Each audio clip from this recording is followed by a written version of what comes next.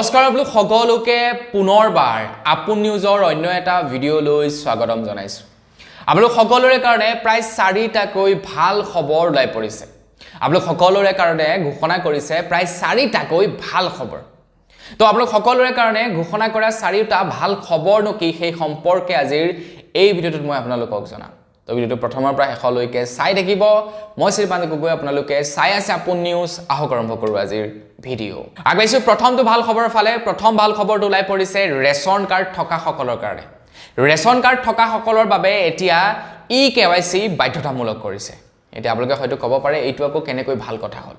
আপোনাৰ ৰেচন কাৰ্ডৰ EKYC কৰিবলৈ কৈছে, তো এইটো কেনেকৈ ভাল কথা হ'ল সেইটো হয়তো আপোনালোকে মনত ভাবিব পাৰে। কিন্তু ভাল খবৰটো হৈছে কি আপোনালোকে এতিয়াৰে পৰা ৰেচন কাৰ্ডৰ EKYC আপোনালোকে নিজৰ মোবাইলত কৰিব পাৰিব। তাৰ লগতে ৰেচন কাৰ্ডৰ ষ্টেটাছ আপোনালোকে অনলাইন মাধ্যমৰ জৰিয়তে নিৰীক্ষণ কৰিব পাৰিব বুলি জনাইছে। ভাল খবৰটো হৈছে সেইটোৱে। আপোনালোকৰ বাবে ৰেচনৰ নতুন পৰ্টেল মুকলি কৰিব, য'ত আপোনালোকে নতুন ৰেচন কাৰ্ড আবেদন কৰিব পাৰিব, য'ত আপোনালোকে ৰেচন কাৰ্ডত নতুন মানুহ সংযোগ কৰিব পাৰিব, ৰেচনৰ কিবা ভুল থাকিলে ঠিক কৰিব পাৰিব, KYC কৰিব পাৰিব। এই কামবিলাক আপোনালোকে কৰিব পাৰিব ৰেচন কাৰ্ডৰ লগত। গতিকে এইটোৱেই হৈছে ভাল খবৰটো। আপোনালোকৰ বাৰু ৰেচন কাৰ্ড আছেনে নাই কমেণ্ট ছেকশ্যনত জনাব। আগবাইছো ইয়াৰ পাছৰটো খবৰ ফালে। খবৰ লৈ পৰিছে বেংক একাউণ্ট থকা সকলৰ কাৰণে। আপোনাৰ নিশ্চয় চাগে বেংকৰ একাউণ্ট আছে। এতিয়া ৰিজাৰ্ভ বেংকৰ ফালৰ পৰা এটা ভাল খবৰ ঘোষণা কৰিছে। বেংক খোলা আৰু বেংক বন্ধ কৰাৰ সময় এতিয়া সাল সলনি কৰি দিছে। ৰিজাৰ্ভ বেংকে কৈছে এতিয়া বেংক খুলিব লাগিব 9:30 বজাত আৰু বেংক বন্ধ হ'ব এতিয়া 5 বজাত। 9:30 বজা আৰু 5 বজা এই দুটা সময় মানে 9:30টাত বেংক খুলিব আৰু 5 বজাত বেংক বন্ধ কৰিব। 9 বজাতেই বেংক কৰ্মচাৰীসকলে গৈ বেংকত উপস্থিত হ'বগে লাগিব।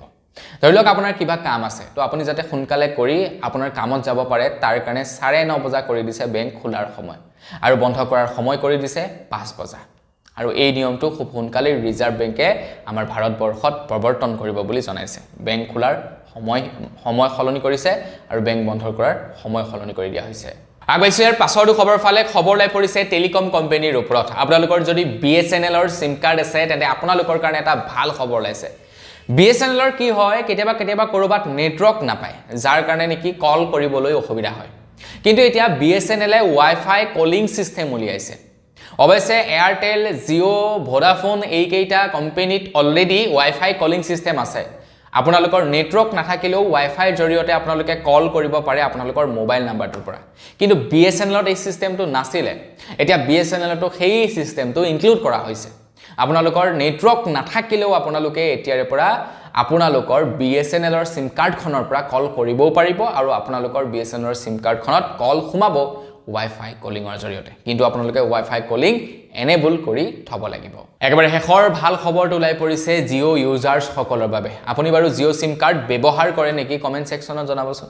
যদি জিঅ' চিম কাৰ্ড ব্যৱহাৰ কৰে আপোনালোকৰ কাৰণে একেবাৰে শেষৰটো ভাল খবৰ ওলাই পৰিছে। জিঅ'য়ে এতিয়া কম টকা 365 দিনৰ আপোনালোকক ৰিচাৰ্জ প্লেন আগবঢ়াইছে। কম টকা 365 দিনৰ ৰিচাৰ্জ প্লেন। তো সেই দুটা ৰিচাৰ্জ প্লেন প্ৰথমটো হৈ গৈছে 499ৰ পৰা 599ৰ ভিতৰৰ ৰিচাৰ্জ প্লেন।